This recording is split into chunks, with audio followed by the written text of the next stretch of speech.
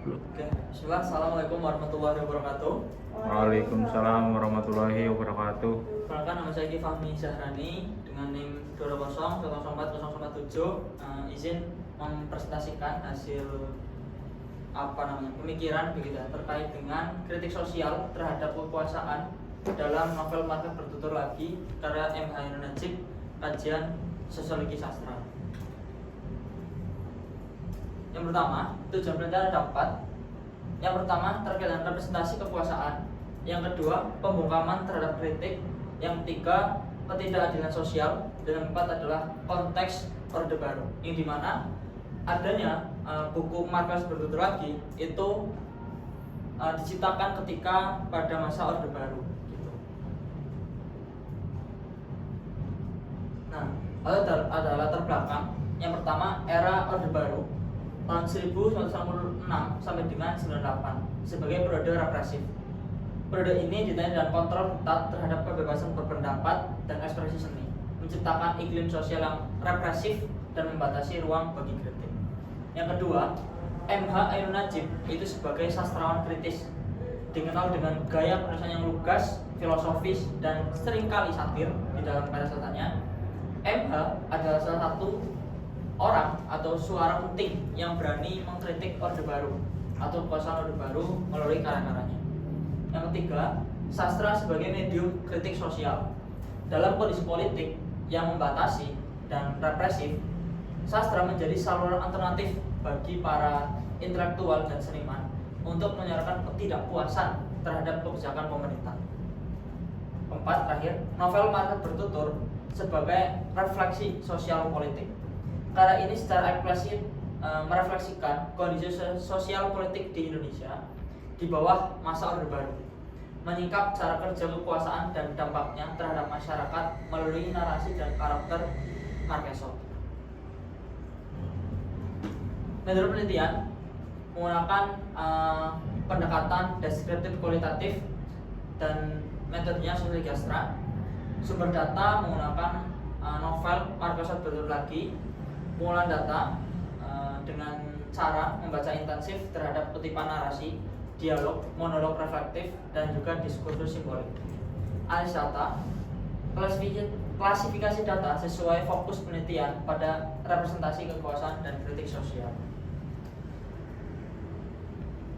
Nah, untuk landasan teori, sosiologi sastra ini menggunakan Alan Swingwood.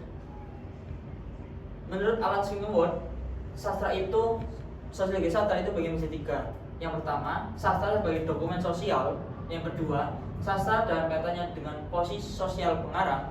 Dan yang ketiga, sastra sebagai bagian dari proses sosial sejarah. Yang pertama, sastra sebagai dokumen sosial. Literatur merefleksikan dan mendokumentasikan aspek-aspek masyarakat tertentu. Yang kedua, dalam sosial pengarang, memahami karya sastra melalui latar belakang sosial dan posisi penulis. Yang ketiga, sastra sebagai sosial sejarah, yang dimana karya sastra sebagai bagian dari perubahan dan perkembangan sosial sepanjang sejarah. Penelitian ini menggunakan pendekatan pertama, yaitu sastra sebagai dokumen sosial untuk menganalisis kritik sosial dalam novel. Ini pembahasan. Tahun pertama, bahasa kekuasaan dan logika sentralisasi negara.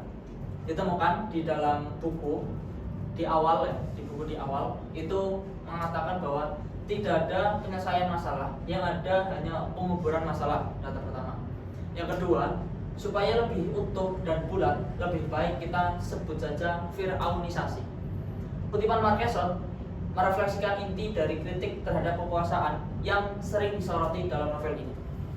Bahasa kekuasaan yang dimana oleh rezim Orde Baru digambarkan sebagai absurd, tidak samparan, dan irasional. Sengaja dirancang untuk mengaburkan rasionalitas publik. Novel ini secara tajam menyingkap yang pertama, bahasa kekuasaan yang mengaburkan realitas. Bahasa yang digunakan oleh penguasa seringkali bertujuan untuk komunikasi demokratis, melainkan untuk mengontrol narasi dan mengumpulkan nalar kritis masyarakat. Ini menghasilkan ketidakjelasan yang disengaja. Yang kedua, konsep Fir'aunisasi. MH Ibnu Najib memperkenalkan konsep Fir'aunisasi sebagai metafora untuk tirani modern. Konsep ini menggambarkan bagaimana penguasa melalui bahasa dan tindakannya cenderung menempatkan diri sebagai otoritas yang absolut yang tidak bisa diganggu-gugat, mirip dengan Fir'aun di zaman Mesir kuno. Yang ketiga, alat dominasi simbolik.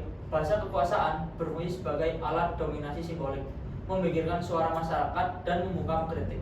Hal ini menciptakan budaya kepatuhan, semu, dan ketakutan yang menghambat ekspresi intelektual dan seni yang bebas. Temuan yang kedua, masyarakat pasif dan normalisasi ketidakberdayaan sosial. Data pertama ditemukan di dalam novel. Kita orang kecil cuma bisa mengutuk-ngutuk, habis mau apa lagi? Hak kita tinggal mengutuk. Data kedua, mereka menyensor khutbah di masjid, menyensor puisi penyair, menyensor drama para teaterawan, kadangkala tanpa kriteria yang jelas. Kutipan Marquesot ini secara tajam menggambarkan kondisi masyarakat yang meskipun menyadari ketidakadilan telah kehilangan kemampuan untuk melakukan perlawanan struktural. Pertama, kehilangan resistensi struktural. Meskipun kesadaran akan ketidakadilan terus ada, masyarakat digambarkan telah mengalami normalisasi ketidakberdayaan sosial, di mana reaksi terhadap penindasan tidak lagi mengambil bentuk perlawanan terorganisir, melainkan hanya keluh kesah pasif atau kutukan tanpa daya. Yang kedua, pembungkaman media ekspresi. Sensor terhadap berbagai bentuk ekspresi, termasuk khutbah, puisi, dan pertunjukan teater, efektif dapat membungkam suara-suara kritis dan membatasi ruang publik untuk diskusi dan perlawanan terhadap kekuasaan yang represif. Yang ketiga, mekanisme kontrol sosial berbasis ketakutan. Kekuatan penguasa tidak selalu mengandalkan kekerasan fisik. Novel ini menunjukkan bagaimana rasa takut menjadi mekanisme kontrol yang sangat efektif, menciptakan kepatuhan tanpa paksaan langsung dan menekan potensi perlawanan dari akar rumput. Ketiga, pertemuan terakhir, intelektual kritis sebagai ilmu ancaman bagi stabilitas semu. Di data menjelaskan bahwa Marquesot dianggap berbahaya karena ia tidak bisa dikuasai sistem dan tidak bisa diajak kompromi. Ada beberapa. Yang pertama, Marquesot sebagai intelektual yang organik, yang dimana Marquesot tidak membela kepada penguasa dan membela kepada rakyat kecil, sehingga disebut sebagai Marquesot sebagai intelektual organik. Yang kedua, kritik terhadap akademisi. Novel ini secara implisit mengkritik akademisi yang terjebak dalam formalitas dan kehilangan daya kritis sosial mereka, menjadi bagian dari status quo alih-alih agen perubahan yang seharusnya. Ancaman terhadap kontrol sistem. Independensi Marquesot adalah inti dari bahaya yang ia representasikan. Ketidakmampuannya untuk dikuasai atau diajak kompromi oleh sistem menjadikannya simbol perlawanan terhadap stabilitas semu yang diperankan oleh kekuasaan otoriter. Terakhir adalah Sujatmiko sebagai kontras simbolik. Sosok Sujatmiko hadir sebagai kontras simbolik, mewakili teman-teman intelektual sejati yang meskipun berintegritas tinggi tidak diberi ruang oleh negara di tanah airnya sendiri, menunjukkan pembungkaman terhadap tokoh.